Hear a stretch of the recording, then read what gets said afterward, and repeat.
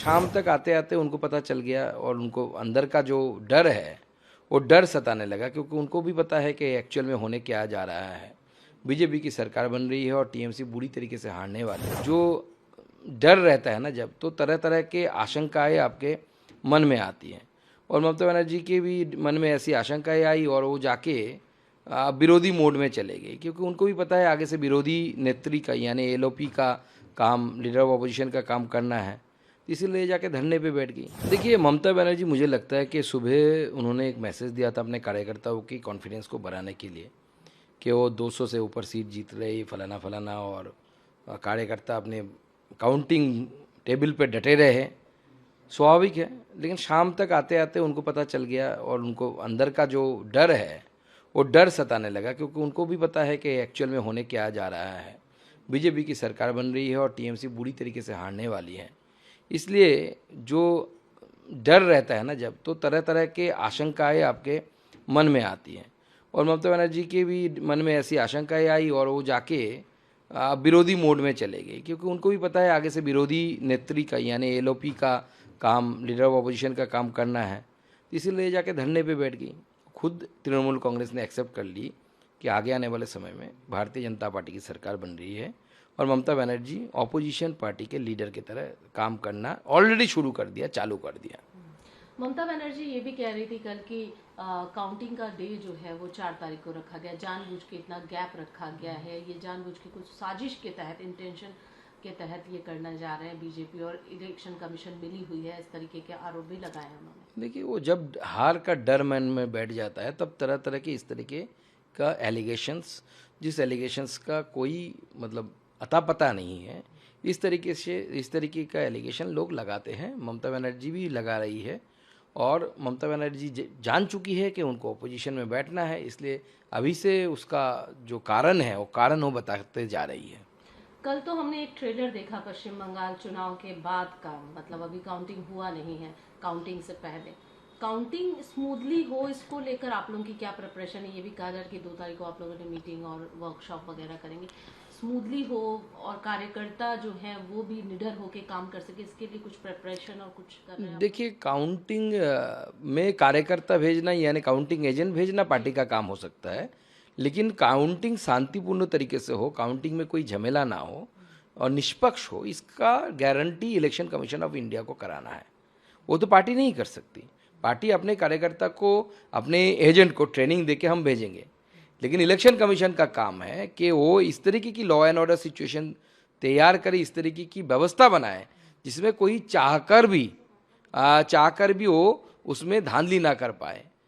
अभी तक election commission ने जो काम किया है during the election, specially the first phase and second phase, they have done an excellent job. तो मैं आशा करता हूं काउंटिंग के दिन भी इलेक्शन कमीशन इस तरीके से मुस्तैदी से काम करेगा।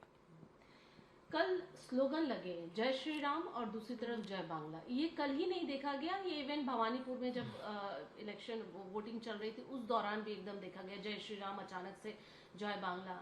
ये डिफरेंशिएट क्यों हो रहा है? ये चीजें क्या, जय बांग्ला को किस तरीके से जय बांग्ला के जो देखिए, तृणमूल एक ऐसा पार्टी है, पॉलिटिकल पार्टी है। एक तो पार्टी पहले चोरी किया हुआ पार्टी है, कांग्रेस था, वहाँ से टूट के तृणमूल कांग्रेस बना। लीडरशिप भी ऐसे ही सारे कांग्रेस से लेकर लीडरशिप बनाया ममता बनर्जी ने। उसका स्लोगन भी चोरी किया हुआ है। जय बांग्ला ये जो स्लोगन है 1971 पे मुजीबर रहमान में बांग्लादेश का जब आंदोलन चल रहा था उस समय उन्होंने ये स्लोगन दिया था जय बांग्ला का। तो अब बांग्लादेश बनाने की इच्छा है तृणमूल कांग्रेस की मन में, इसलिए वो जय बांग्ला बोलते हैं। तो उनको बनाना है, हमें बनाना नहीं है, हमें भारत में ही रहना है। तो हम तो कहते हैं कि जय बांग्ला स्लोगन देना है, तो इधर क्यों दे रहे हो भाई? बांग्लादेश है, चले जाओ उधर, जाके चिल्ला चिल्ला के माइक लगा के जय बांग्ला करते रहो। पश्चिम बंगाल की जब भी बात होती तब एक जो कहावत है बहुत तेजी से होती है, खेला हबे, सब पूछते खेला हबे की ये।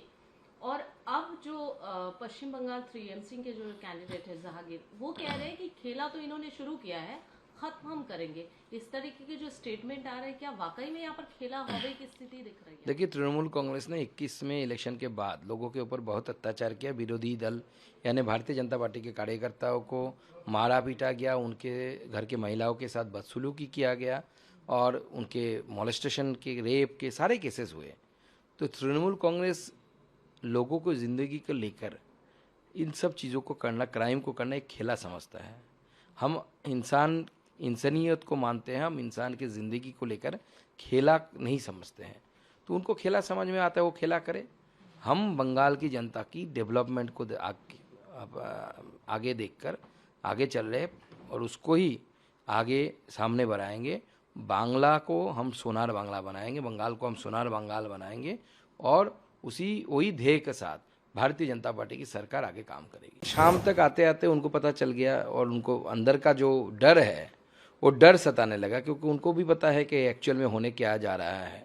बीजेपी की सरकार बन रही है और टीएमसी बुरी तरीके से हारने वाली है। जो डर रहता है ना जब, तो तरह तरह के आशंकाएं आपके मन में आती हैं और ममता बनर्जी के भी मन में ऐसी आशंकाएं आई और वो जाके विरोधी मोड में चले गए, क्योंकि उनको भी पता है आगे से विरोधी नेत्री का यानी एलओपी का काम, लीडर ऑफ अपोजिशन का काम करना है, इसीलिए जाके धरने पे बैठ गई। देखिए, ममता बनर्जी मुझे लगता है कि सुबह उन्होंने एक मैसेज दिया था अपने कार्यकर्ताओं की कॉन्फिडेंस को बढ़ाने के लिए कि वो 200 से ऊपर सीट जीत रही, फलाना फलाना, और कार्यकर्ता अपने काउंटिंग टेबल पे डटे रहे। स्वाभाविक है, लेकिन शाम तक आते आते उनको पता चल गया और उनको अंदर का जो डर है वो डर सताने लगा, क्योंकि उनको भी पता है कि एक्चुअल में होने क्या जा रहा है। बीजेपी की सरकार बन रही है और टीएमसी बुरी तरीके से हारने वाली है। इसलिए जो डर रहता है ना जब, तो तरह तरह के आशंकाएं आपके मन में आती हैं और ममता बनर्जी के भी मन में ऐसी आशंकाएं आई और वो जाके विरोधी मोड में चले गए, क्योंकि उनको भी पता है आगे से विरोधी नेत्री का यानी एलओपी का काम, लीडर ऑफ अपोजिशन का काम करना है, इसीलिए जाके धरने पे बैठ गई। खुद तृणमूल कांग्रेस ने एक्सेप्ट कर ली कि आगे आने वाले समय में भारतीय जनता पार्टी की सरकार बन रही है और ममता बनर्जी ऑपोजिशन पार्टी के लीडर की तरह काम करना ऑलरेडी शुरू कर दिया, चालू कर दिया। ममता बनर्जी ये भी कह रही थी कल की काउंटिंग का डे जो है वो 4 तारीख को रखा गया, जानबूझ के इतना गैप रखा गया है, ये जानबूझ के कुछ साजिश के तहत, इंटेंशन के तहत ये करना जा रहे हैं बीजेपी और इलेक्शन कमीशन मिली हुई है, इस तरीके के आरोप भी लगाए उन्होंने। देखिए, वो जब हार का डर मन में बैठ जाता है तब तरह तरह के इस तरीके का एलिगेशंस, जिस एलिगेशंस का कोई मतलब अता पता नहीं है, इस तरीके का एलिगेशन लोग लगाते हैं। ममता बनर्जी भी लगा रही है और ममता बनर्जी जान चुकी है कि उनको अपोजिशन में बैठना है, इसलिए अभी से उसका जो कारण है वो कारण वो बताते जा रही है। कल तो हमने एक ट्रेलर देखा पश्चिम बंगाल चुनाव के बाद का, मतलब अभी काउंटिंग हुआ नहीं है, काउंटिंग से पहले काउंटिंग स्मूथली हो, इसको लेकर आप लोगों की क्या प्रिपरेशन है? ये भी कहा जा रहा है कि 2 तारीख को आप लोगों ने मीटिंग और वर्कशॉप वगैरह करेंगे, स्मूथली हो और कार्यकर्ता जो हैं वो भी निडर होके काम कर सके, इसके लिए कुछ प्रिपरेशन और कुछ कर रहे हैं? देखिए, काउंटिंग में कार्यकर्ता भेजना यानी काउंटिंग एजेंट भेजना पार्टी का काम हो सकता है, लेकिन काउंटिंग शांतिपूर्ण तरीके से हो, काउंटिंग में कोई झमेला ना हो और निष्पक्ष हो, इसका guarantee election commission of India को कराना है। वो तो पार्टी नहीं कर सकती।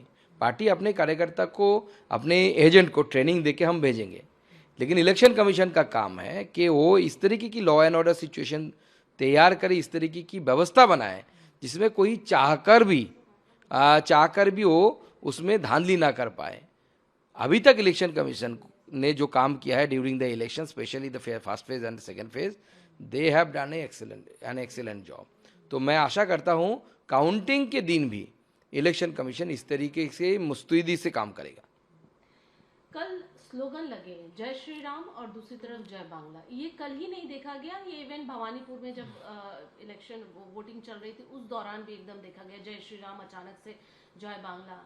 ये डिफरेंशिएट क्यों हो रहा है? ये चीजें क्या, जय बांग्ला को किस तरीके से जय बांग्ला के जो देखिए, तृणमूल एक ऐसा पार्टी है, पॉलिटिकल पार्टी है। एक तो पार्टी पहले चोरी किया हुआ पार्टी है, कांग्रेस था, वहाँ से टूट के तृणमूल कांग्रेस बना। लीडरशिप भी ऐसे ही सारे कांग्रेस से लेकर लीडरशिप बनाया ममता बनर्जी ने।